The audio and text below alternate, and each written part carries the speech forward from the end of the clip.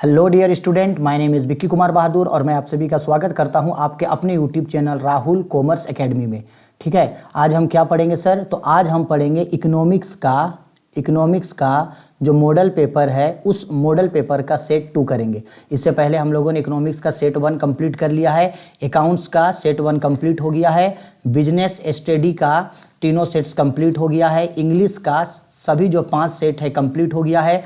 इसके तुरंत बाद ही इकोनॉमिक्स का मॉडल पेपर 3, 4 और 5 आ जाएगा। अकाउंटेंसी का भी मॉडल पेपर 2 और 3 आ जाएगा और ईटीपी का भी सारा सेट जो है वो 1-2 दिन में अपलोड होके कंप्लीट हो जाएगा। मैं चाहता हूं कि एग्जाम में सभी स्टूडेंट्स का जो मार्क्स है वो 90% प्लस आए, यानी सभी सब्जेक्ट्स में आप लोग 90% प्लस स्कोर करो। और ये मेरा गारंटी है कि अगर आप सारे वीडियोज़ को कंटिन्यूसली देख रहे हैं और मैं जितने भी मॉडल पेपर्स को करवा रहा हूँ वो सब आप लोग अच्छे से देख रहे हैं, नोट्स बना के रख रहे हैं, तो ये मेरी गारंटी है कि हर सब्जेक्ट्स में एग्जाम में आपका 90% प्लस स्कोर आएगा। और बिलीव मी, जेक बोर्ड में 90% प्लस स्कोर करने का मतलब है कि आप बहुत ही वेल और बहुत ही ज़्यादा एक्सीलेंट स्टूडेंट्स की कैटेगरी में आप आ जाओगे। ठीक है, वीडियो में आगे बढ़ने से पहले रिक्वेस्ट है मेरा कि अगर आपको वीडियो पसंद आती है तो लाइक और कमेंट जरूर किया कीजिएगा। वीडियो को पूरा देखना, क्योंकि मैं नहीं चाहता हूं कि किसी भी स्टूडेंट्स का कोई भी क्वेश्चन जो है वो छूटे। कोई भी स्टूडेंट जो इन सेट्स को कंप्लीट नहीं किए हैं, इन सेट्स को कंप्लीट करना चाहते हैं, अगर उसका वीडियो नहीं देखे हैं तो वीडियो के डिस्क्रिप्शन में जो है इन सारे सेट्स का लिंक मिल जाएगा और साथ ही साथ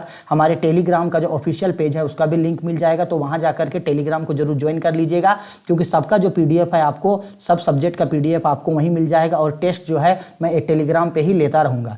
चलिए आइए स्टार्ट करते हैं। यहाँ देख सकते हैं आप, आज हम लोग इकोनॉमिक्स पढ़ेंगे, अर्थशास्त्र सेट 2, और सेट 2 एग्जाम के पॉइंट ऑफ व्यू से बहुत इंपॉर्टेंट है, VBI है। और मैं आपको सेट 2 इतना आसानी तरीके से अगर करवाऊंगा ना कि अगर आपको सेट 2 में अगर एक क्वेश्चन में भी डाउट होगा ना तो आप बेझिझक वीडियो को डिसलाइक करके चैनल को अनसब्सक्राइब करके चले जाना। लेकिन अगर आपको पढ़ाने का तरीका अच्छा लगे और आपको सारा 40 का 40 क्वेश्चंस अगर याद हो जाए तो ज़्यादा से ज़्यादा इस वीडियो को शेयर करना और अपने दोस्तों से जरूर चैनल को सब्सक्राइब करवाना, ताकि वो लोग भी इस वीडियो का फ़ायदा उठा के एग्जाम में 90% प्लस स्कोर को अचीव कर सके। चलो आओ पहला क्वेश्चन पढ़ते हैं। बोला गया है पहला क्वेश्चन पे, देखो पहला क्वेश्चन पे बोला गया है आदर्शिक अर्थशास्त्र यानी नॉर्मेटिव इकोनॉमिक्स का संबंध में क्या सत्य है। ये जो नॉर्मेटिव इकोनॉमिक्स होता है, नॉर्मेटिव इकोनॉमिक्स का मतलब क्या होता है? देखो, नॉर्मेटिव इकोनॉमिक्स यानी आदर्शिक अर्थशास्त्र जो होता है, अर्थशास्त्र की एक ऐसी शाखा है जिसका मुख्य उद्देश्य होता है अर्थशास्त्र की क्रियाओं को परामर्श देना। यानी अर्थशास्त्र में जितना भी क्रियाएं हैं उन सारी क्रियाओं को परामर्श देने का कार्य करता है। तो देखो ऑप्शन डी नंबर पे यही चीज बोला गया है कि आदर्शिक अर्थशास्त्र का कार्य परामर्श देना है। जी हाँ, बिल्कुल डी आंसर सही है। 2 नंबर पे बोला गया है, देखो 2 नंबर क्वेश्चन पे बोला गया है किस अर्थव्यवस्था में केंद्रीय समस्याओं का समाधान बाजार की शक्तियों के द्वारा होता है। यानी सिंपल सी बात है, अगर किसी भी अर्थव्यवस्था की जो केंद्रीय समस्याएं होगी, हमको पता है कि अर्थशास्त्र की जो है वो 3 प्रमुख केंद्रीय समस्याएं होती है। पहला होता है क्या उत्पादन करे, दूसरा उत्पादन होता है कैसे उत्पादन करे, और तीसरा होता है किसके लिए उत्पादन करे। तो किसी भी अर्थशास्त्र की जो 3 केंद्रीय समस्याएं हैं उनको बाजार की किन शक्तियों द्वारा उन्हें जो है सोल्व किया जाता है, तो उन्हें सोल्व किया जाता है पूंजीवादी अर्थव्यवस्था के द्वारा। देखो पूंजीवादी अर्थव्यवस्था में जो है वो बहुत अधिक मात्रा में कैपिटल होता है। अब जब बहुत अधिक मात्रा में कैपिटल होगा तो उत्पादन का ये जितना भी केंद्रीय समस्या होता है, इन सारी समस्याओं का आसानी से समाधान किया जा सकता है। ठीक है, तो याद रखना पूंजीवादी अर्थव्यवस्था। क्वेश्चन नंबर 3 पे बोला गया है उत्पादन संभावना वक्र का दाहिनी ओर वितरित होने का क्या कारण है।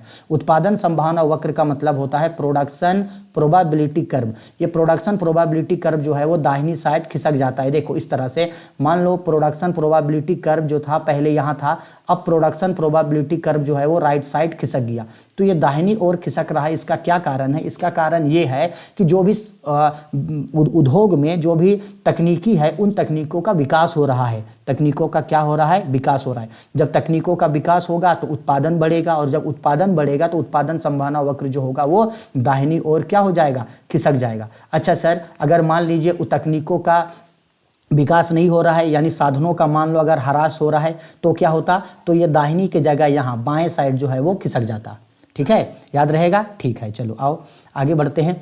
क्वेश्चन नंबर 4 इंपॉर्टेंट क्वेश्चन है, थोड़ा इसको अच्छा से देखना। बोला गया है एक किसान 100 टन धान उत्पादन करने के लिए 100 टन गेहूं के उत्पादन का त्याग करता है। तो बोला गया है धान के उत्पादन के लिए अवसर लागत क्या होगा। इंपॉर्टेंट क्वेश्चन है, अच्छा से समझना। बोला गया है अवसर लागत क्या होगा। देखो अच्छा से समझाता हूं। मान लो ये एक किसान है। कौन है? ये एक किसान है। ये दो तरीके का फसलों का जो है वो उत्पादन करता है।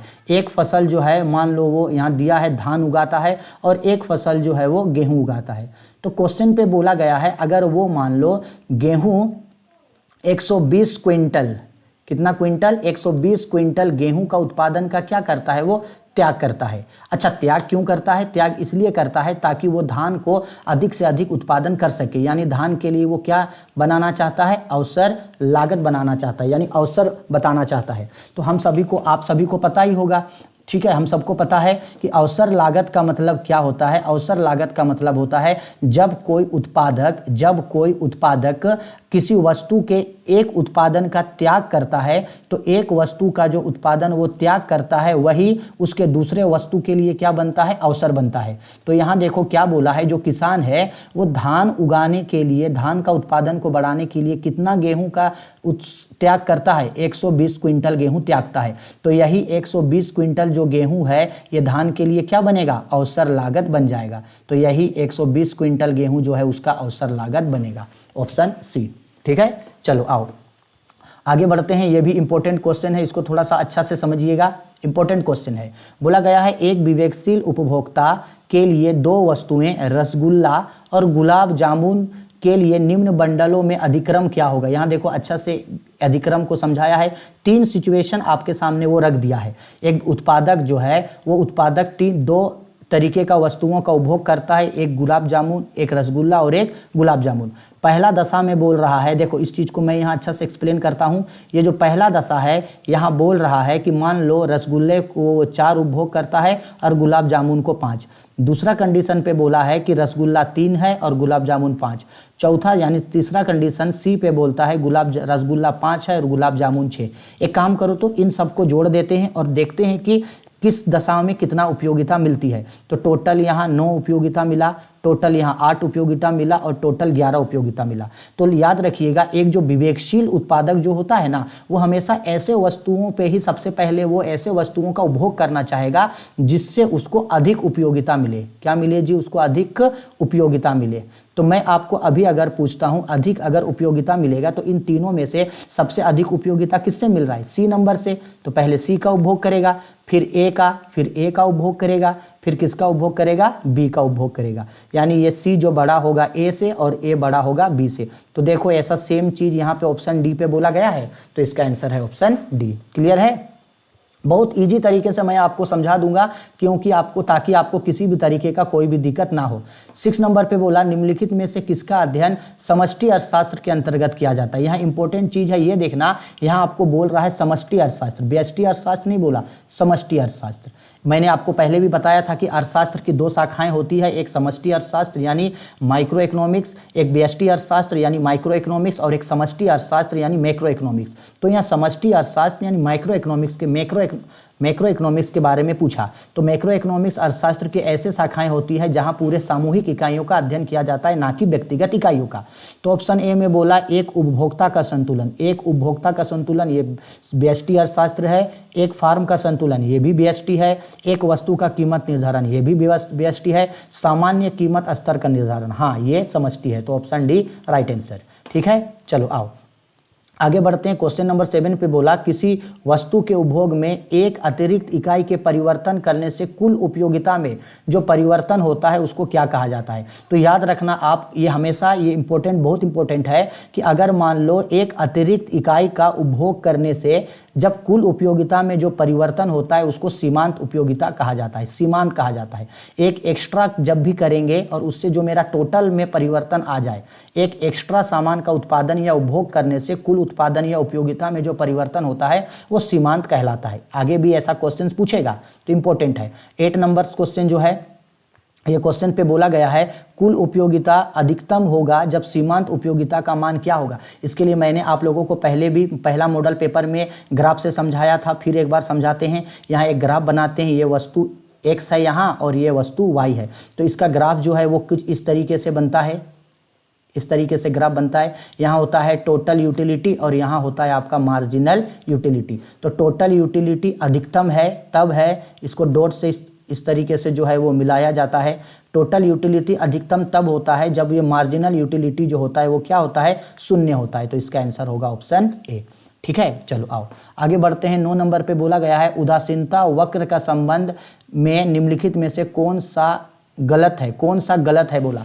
उदासीनता वक्र, उदासीनता वक्र क्या होता है सर, तो जब कोई उपभोक्ता अपनी सीमित आय से किसी दो तरीके का वस्तुओं का उपभोग करता है तो जैसे जैसे एक वस्तु के उपभोग की मात्रा को बढ़ाता है वैसे वैसे दूसरे वस्तु के उपभोग की मात्रा को कम किया जाता है, इसे ही हम लोग उदासीनता वक्र कहते हैं। क्लियर है, तो कौन सा कथन गलत है, तो ऑप्शन ए में बोला गया है कि उदासीनता वक्र का ढाल ऋणात्मक होता है। बिल्कुल ये तो बात सर सही है, ये तो सही बोल रहा है।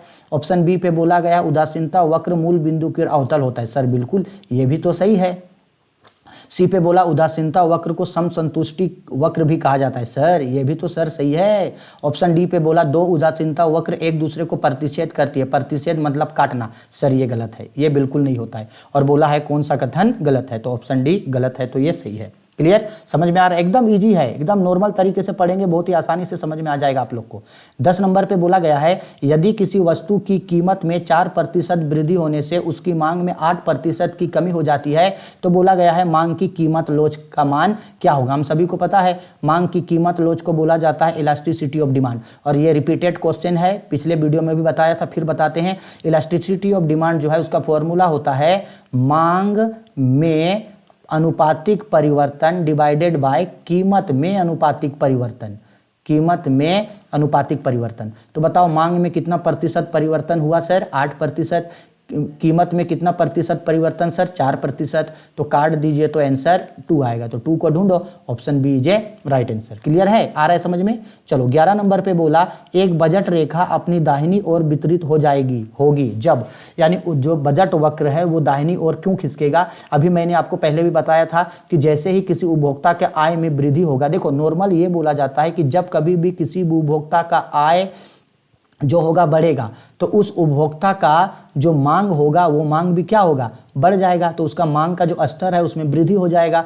तो बजट रेखा तब दाहिनी ओर खिसकेगा जब उपभोक्ता की आय में क्या होगी, वृद्धि होगी। अच्छा, तो इसका आंसर होगा डी। और मान लो अगर उपभोक्ता का आय अगर कम हो जाएगा तो ये बजट रेखा दाहिनी जाने की जगह ये किधर चला जाएगा, बाएं ओर चला जाएगा। ठीक है ना। चलो तो इसका आंसर है ऑप्शन डी।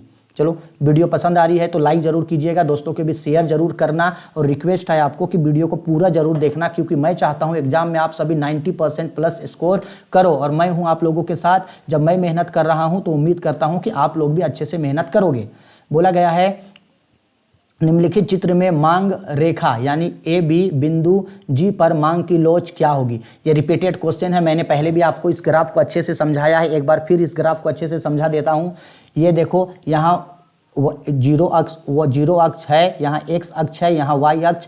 एक्स अक्ष पे किसी वस्तु का मात्रा को दिखाया गया है और यहाँ कीमत को। यहाँ ए बिंदु है और यहाँ पे बी बिंदु है। हम सभी को पता है यहाँ इस तरीके से एक डॉट होता है ठीक सेंटर पॉइंट पे। ये जो यहाँ जो होता है ए, यहाँ जो मांग की लोच होता है, इलास्टिसिटी ऑफ डिमांड अनंत होता है। ये जो सेंटर पॉइंट होता है यहाँ इलास्टिसिटी ऑफ डिमांड जो होता है वो 1 होता है, और यहाँ चूंकि ये 0 को टच कर रहा है यानी यहाँ इलास्टिसिटी ऑफ डिमांड जो होगा वो 0 होगा। अब जैसे जैसे ये ऊपर की ओर बढ़ता है ना, देखो ये 0 और 1, तो इसके ठीक ये जो बीच में है यहाँ इलास्टिसिटी ऑफ डिमांड जो होगा वो 1 से कम होगा, और यहाँ एक और बिंदु बनता है, यहाँ इलास्टिसिटी ऑफ डिमांड जो होता है वो 1 से अधिक होता है। क्लियर। तो हमको तो ये जी नंबर वाला क्वेश्चन पूछा गया है यहाँ के लिए ना, हमको पूछा गया है बताने के लिए। तो बताओ जी नंबर पे क्या होगा, यहाँ पे इलास्टिसिटी ऑफ डिमांड जो होगा वो 1 से कम होगा। ठीक है, 1 से कम होगा। 5 क्वेश्चंस कंप्लीट हो गए यहाँ से। ऐसे ग्राफ में कुछ भी पूछे आप सभी सबका आंसर जो है वो इजी तरीके से दे सकते हो। क्वेश्चन नंबर 13 पे बोला गया है उदासीनता वक्र विश्लेषण से एक उपभोक्ता संतुलन की क्या शर्त है, यानी कब जो है उपभोक्ता जो है वो संतुलन की स्थिति पे आएगा, तो तब आएगा जब उसका उदासीनता वक्र जो है वो बजट रेखा को स्पर्श करेगा, तब होगा। ठीक है, चलो आओ 14 नंबर क्वेश्चंस पे बोला गया है, देखो बोला गया है यदि उपभोक्ता की आय में वृद्धि से वस्तु x की मांग में कमी हो जाएगी तो वो वस्तु को आप क्या बोलोगे, वस्तु x होगी। देखो सामान्य रूप से यही बोला जाता है, अभी भी समझाया था, जब अगर किसी उपभोक्ता का जो आय है वो अगर बढ़ेगा तो उस उपभोक्ता का जो मांग है वो मांग भी बढ़ता है। अन्य बातें समान रहने पे यही नियम लागू होता है। अगर उपभोक्ता का आय बढ़ेगा तो मांग बढ़ेगा, अगर उपभोक्ता का आय घटेगा तो उसका मांग घटेगा, ये सामान्य नियम है। लेकिन अगर कभी भी कोई उपभोक्ता अगर किसी उपभोक्ता का आय बढ़ रहा है लेकिन आय बढ़ने के साथ उसका मांग बढ़ गया, आय बढ़ा और उसका मांग जो है घट गया, आय बढ़ गया लेकिन किसी वस्तु का मांग को वो कम कर रहा है, इसका मतलब है वो किस तरीके का वस्तु है जी, वो घटिया वस्तुएं हैं। घटिया वस्तुओं को ही हम लोग किस नाम से पुकारते हैं, घटिया वस्तु को ही हम लोग गिफिन वस्तुएं भी बोलते हैं, याद रखिएगा। घटिया वस्तु को गिफिन वस्तु बोला जाता है या इसे ही हम लोग निम्न कोटि की वस्तुएं भी बोलते हैं। तो जब आपके पास पैसा बहुत ज़्यादा आएगा तो आप घटिया वस्तुओं को कभी भी नहीं खरीदोगे। तो option D right answer. 15 number का क्वेश्चन बहुत इंपॉर्टेंट है। बोला निम्नलिखित में से दो वस्तुएं कौन सा संयोग पूरक वस्तु को दिखाता है। ये इंपॉर्टेंट है, पूरक वस्तुओं को जो है वो क्या दिखाता है। पूरक वस्तुएं एक ऐसी वस्तुएं होती है जो एक साथ मिलकर किसी खास कार्य के लिए प्रयोग में लाई जाती है। एक होता है प्रतिस्थापन वस्तुएं, यानी ऐसा वस्तुएं जो एक दूसरे के जगह में प्रयोग में लाई जाती है। तो यहाँ ऑप्शन नंबर ए पे बोला गया है चाय और कॉफी। तो ये जो चाय और कॉफी जो मेरा है ना, ये मेरे लिए पूरक वस्तु नहीं है, ये दोनों मेरे लिए जो है वो प्रतिस्थापन वस्तु की श्रेणी में आती है। ये दोनों प्रतिस्थापन वस्तु है, पूरक नहीं। पेप्सी पियो या मिरिंडा पियो, ये भी मेरे लिए ऑप्शन में है, तो ये भी मेरा प्रतिस्थापन वस्तु है, पूरक वस्तु नहीं। लक्स साबुन से नहाइए, डब साबुन से नहाइए और गोरा होइए। अच्छा चलो आओ, मजाक हो गया। लक्स साबुन से नहाइए या डब साबुन से नहाइए, ऑप्शन है ना, तो ये भी आपके लिए प्रतिस्थापन वस्तु हैं। चाय और चीनी, हाँ जी, ये दोनों जो है एक दूसरे के पूरक वस्तुएं होती है। ठीक है, चलो क्वेश्चन नंबर 16 में बोला किसी वस्तु के उत्पादन मात्रा और उत्पत्ति के साधनों के बीच जो भौतिक संबंध होता है उसे क्या कहा जाता है। तो याद रखिएगा, उत्पादन का जितना भी मात्रा है और उत्पत्ति का जो भी साधन होता है उसके बीच का जो भौतिक संबंध होता है वो मेरे लिए उत्पादन फलन कहलाता है। क्या कहलाता है, उत्पादन फलन। और उत्पादन फलन के लिए डिफिनेशन भी यही दिया जाता है कि उत्पादन फलन क्या है, तो किसी वस्तु की मांग की मात्रा और उत्पत्ति के साधनों के बीच जो भौतिक संबंध होता है वही क्या कहलाता है, उत्पादन फलन कहलाता है। ठीक है, चलो आओ आगे। बोला गया 17 नंबर क्वेश्चन पे औसत उत्पादन और सीमांत उत्पादन दोनों बराबर होता है। यानी जब आपका औसत उत्पादन और अगर सीमांत उत्पादन जो है वो बराबर होता है, इसका मतलब है जो आप ऐसा तब होता है जब औसत उत्पादन क्या होगा, अधिकतम होगा, ऑप्शन बी। आगे ऐसा भी क्वेश्चन पूछा जा सकता है, अगर औसत उत्पादन जो है वो सीमांत उत्पादन से अगर कम है तो औसत उत्पादन क्या होता है, कम होता है। आगे का क्वेश्चन में ये क्वेश्चन भी पूछा जाएगा। चलो आओ 18 नंबर क्वेश्चंस पे फॉर्मूला है, रिपीटेड क्वेश्चन है, VBI है, स्टेट 1 में भी पूछा है। बोला गया है यदि कुल लागत यानी टोटल कॉस्ट उत्पादन की मात्रा यानी Q, तो सीमांत लागत का सूत्र क्या होगा। सीमांत लागत का मतलब होता है आपका मार्जिनल कॉस्ट, इसका फॉर्मूला होता है delta TC divided by delta Q। तो ऑप्शन बी इसका राइट आंसर।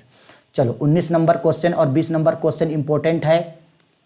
बोला गया है पैमाने के प्रतिफल का संबंध किस काल से होता है। पैमाने के प्रतिफल का संबंध पूछा, तो पैमाने का प्रतिफल का संबंध जो होता है वो दीर्घकाल से होता है। ठीक है, तो इसका राइट आंसर होगा सी। आगे बोला गया 20 नंबर पे किस काल में उत्पादन के साधनों को स्थिर और परिवर्तनशील साधनों में विभाजित किया जाता है। तो यानी किस काल में जो है जो उत्पादन के साधन हैं उसे आप स्थिर भी रख सकते हैं और उसको आप परिवर्तित भी कर सकते हो, तो ये होता है अल्पकाल में। ठीक है, कौन से काल में होता है, ये अल्पकाल में ऐसा होता है। तो इसका आंसर होगा सी।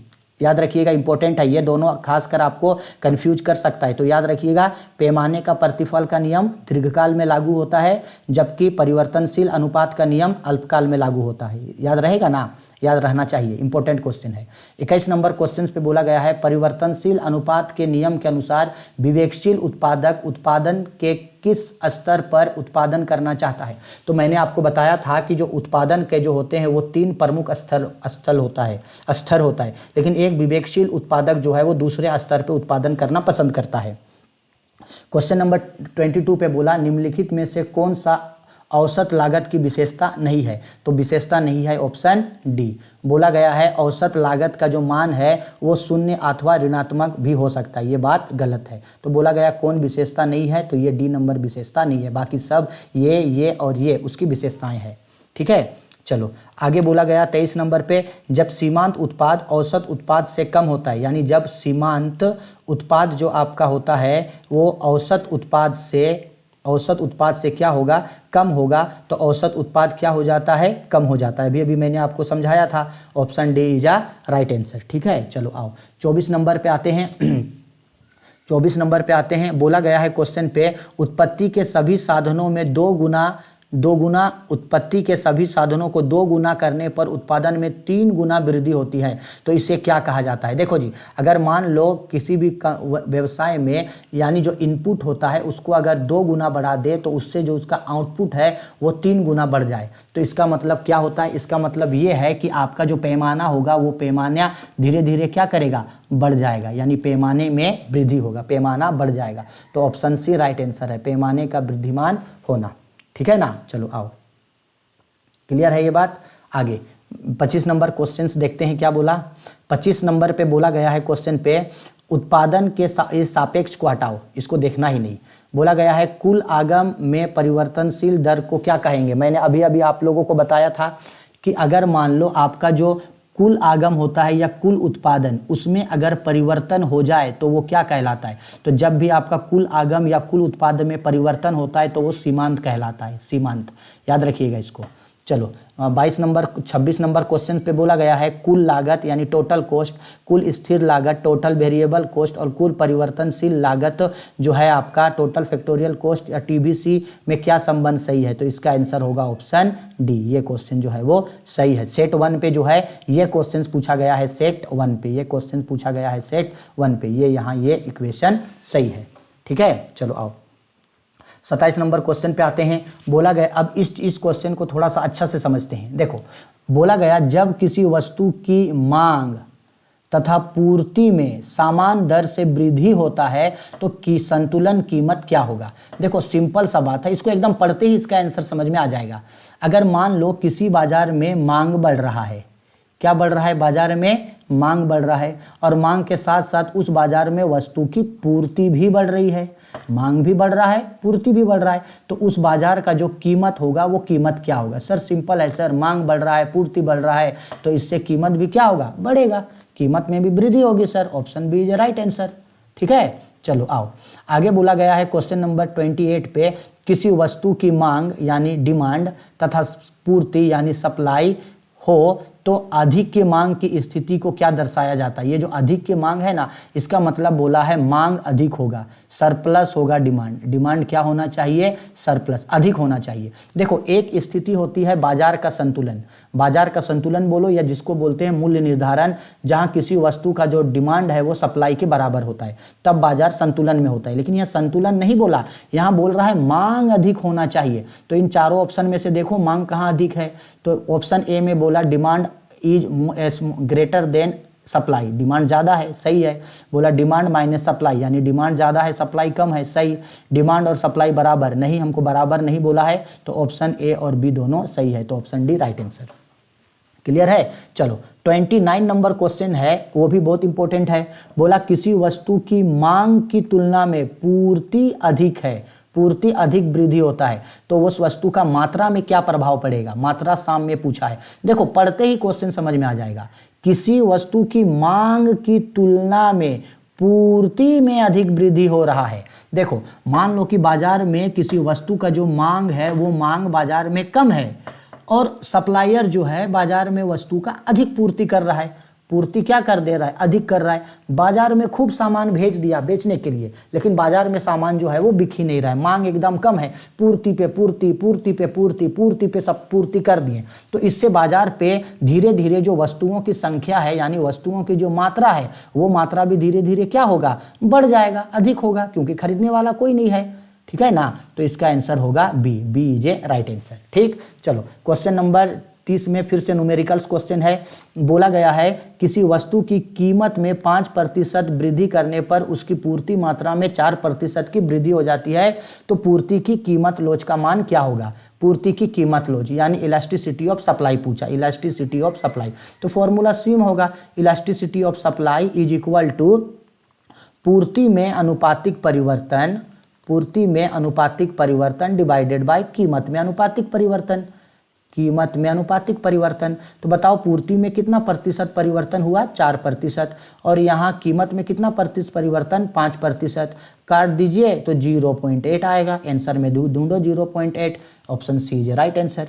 देखो कितना आसानी तरीके से बड़ा क्वेश्चन समझ में आ जा रहा है। इसीलिए मैं आपको बोल रहा हूं कि हम इसी तरीके से सारे क्वेश्चंस को जो है वो पढ़ते हैं। तो अगर वीडियो पसंद आ रही है तो लाइक कीजिएगा, प्लीज़ ज़्यादा से ज़्यादा दोस्तों के बीच शेयर कीजिए और कमेंट जरूर कीजिएगा, क्योंकि आपका कमेंट ही है जो मुझे मोटिवेट करता है जी। तो कमेंट करने में कंजूसी क्यों, कमेंट क्या कीजिए ताकि आपको कोई भी प्रॉब्लम्स है मैं उसको सोल्व कर सकूं और एग्जाम में 90% प्लस स्कोर हम लोग कर सके, ठीक है। और जो स्टूडेंट जितने भी मॉडल पेपर को नहीं किए हैं उन सबका लिंक वीडियो के डिस्क्रिप्शन में हो, तो जल्दी से जाकर के उन सभी को देख लीजिएगा। टेलीग्राम को भी सब्सक्राइब करना मत भूलिएगा, टेलीग्राम चैनल को भी ज्वाइन कर लीजिएगा।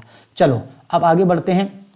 क्वेश्चन पे बोला गया है मुक्त प्रवेश और निकासी की स्थिति में मांग में वृद्धि का बाजार संतुलन पर क्या प्रभाव पड़ेगा। इस क्वेश्चन को ना समझते हैं थोड़ा सा। देखो क्या बोला, अगर बाजार में कोई भी उत्पादक अपनी इच्छा से प्रवेश लेगा और अपनी इच्छा से बाजार को छोड़ के चला जाएगा, तो इससे जो बाजार का जो मांग का जो स्थिति है उसमें संतुलन पे क्या प्रभाव पड़ेगा। तो सिंपल सा बात है, जब अपना मन से उत्पादक आएगा, फार्म आएगा और फार्म छोड़ के जाएगा, तो इससे बाजार में वस्तुओं की मात्रा बढ़ेगी। वस्तुओं की क्या बढ़ेगी, मात्रा, और मात्रा के साथ साथ उस बाजार में वस्तु का कीमत भी बढ़ जाएगा। तो ऑप्शन ए इसका राइट आंसर है कि जो कीमत है वो भी बढ़ेगा और मात्रा वो भी बढ़ेगा, ठीक है। चलो आगे बढ़ते हैं। देखो इस क्वेश्चन में ये देखो क्या बोला गया है, मांग आधिक्य की स्थिति में साम्य कीमत, साम्य को इग्नोर करो ना, कीमत याद रखना। कीमत देखो, अब देखो तुरंत ये क्वेश्चन इजीली समझ में आ जाएगा। मांग आधिक्य की स्थिति में कीमत में, अगर मान लो किसी वस्तु का मांग अधिक है, तो बाजार में उसका कीमत क्या होगा, अधिक होगा। अभी बताया था, किसी वस्तु का मांग अधिक है तो कीमत अधिक होगा, मांग कम है तो कीमत कम होगा। तो अगर बाजार में किसी वस्तु का मांग अधिक है तो उसका कीमत भी क्या होगा, अधिक होगा, वृद्धि होगा। इसी को बोला जाता है अधिक होगा, यानी कीमत बढ़ेगा। क्लियर।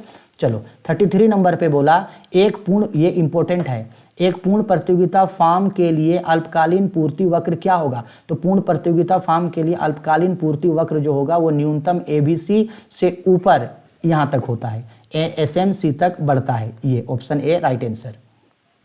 34 number questions.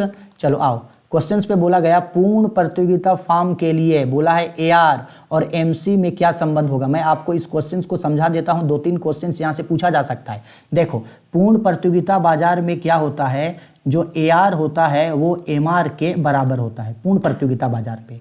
और जब एकाधिकार का बाजार होता है तो उस कंडीशन पे ये जो AR होता है वो बड़ा होता है और MR जो होता है वो छोटा होता है। तो हमको यहाँ पूछ रहा है कि पूर्ण प्रतियोगिता बाजार में AR और MR का क्या संबंध होगा। तो AR और MR क्या होगा, बराबर होगा। ऑप्शन ए बराबर होगा। क्लियर।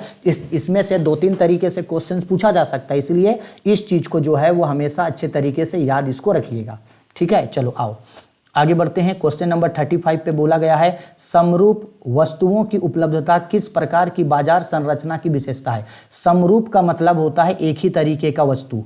किस बाजार में एक ही तरीके का वस्तु देखने को मिलता है। देखो पूर्ण प्रतियोगिता का बाजार जो होता है एक ऐसा बाजार होता है जहां क्रेताओं और विक्रेताओं की संख्या अधिक होती है और जहां वस्तुओं का निकटतम प्रतिस्थापन बिंदु मौजूद होता है, यानी उस बाजार में एक ही तरीके के अनेक प्रकार की वस्तुएं आपको देखने को मिलता है। तो बोला एक समान वस्तु है, समरूप मतलब एक समान वस्तु किस बाजार को देखने को मिलेगा, तो ये पूर्ण प्रतियोगिता बाजार पे मिलेगा। क्लियर है। चलो 36 नंबर पे बोला गया है कुल आगम यानी टोटल रेवेन्यू वक्र की ढाल को क्या कहा जाता है। तो TR को जो है ना वो SAR भी कहा जाता है। 36 का आंसर है TR को क्या कहा जाता है जी, TR को AR भी जो है वो कहा जाता है, ठीक है। चलो आओ आगे एंड की ओर आगे बढ़ते हैं। चलो इंपॉर्टेंट क्वेश्चंस है इसीलिए सबको कर रहे हैं अच्छा से। किस प्रकार की बाजार संरचना में कीमत सीमांत लागत से अधिक होगा। अभी मैंने आपको समझाया था कि किस बाजार में जो है वो सीमांत लागत अधिक होता है, तो ये कहाँ होता है, ये एकाधिकार बाजार पे होता है, ठीक। चलो आगे बोला गया जब सीमांत आगम का मान 0 होता है तब वस्तु की मांग की कीमत लोच का मान ... होता है। वस्तु की कीमत लोच का मान क्या होता है, 1 होता है, ठीक है। चलो 39 नंबर भी इंपॉर्टेंट है। एकाधिकार के अंतर्गत AR और MR वक्र के बीच क्या संबंध होता है? अभी बताया था मैंने, AR और MR जो होता है, यानी AR जो होता है वो MR से क्या होता है? अधिक होता है। अभी समझाए थे हम लोगों ने, ठीक है। चलो एक बार बस आपको ध्यान रखना है, फिर सारा क्वेश्चन अपने आप कंप्लीट हो जाएगा। 40 पे बोला, एक एकाधिकारी के लिए उत्पादन के विभिन्न स्तर MC, MR और MC के बीच को निम्नलिखित तालिका से दर्शाया गया है। संतुलन की अवस्था पूछा है। संतुलन की अवस्था में वो कितनी इकाई का उत्पादन करना चाहेगा? यहाँ देखो, आपको समझाने के लिए यहाँ उत्पादन दिखाया है, यहाँ MC दिखाया है और यहाँ MR, और ये उत्पादन का पहला स्तर, दूसरा स्तर, तीसरा स्तर, चौथा स्तर, पांचवा और ये छठा स्तर दिखाया है।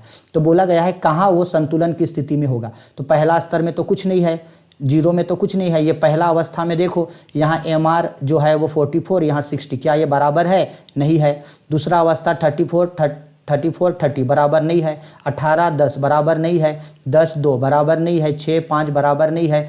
4 और 4 बराबर है। यानी वो कौन सा अवस्था में उत्पादन करना पसंद करेगा जी? छठा अवस्था में। तो ऑप्शन C राइट आंसर। देखो कितना इजी है, ठीक है। तो आई होप सारे वीडियो समझ में आ गया होगा। अगर किसी भी क्वेश्चंस में डाउट है तो कमेंट में कमेंट करके जरूर मुझसे पूछिएगा, मैं आपके सारे सवालों का जवाब आपको जरूर दूंगा। एनी टाइम मैं आप लोगों के लिए अवेलेबल हूँ। बस आप लोग मन लगा के पढ़िए।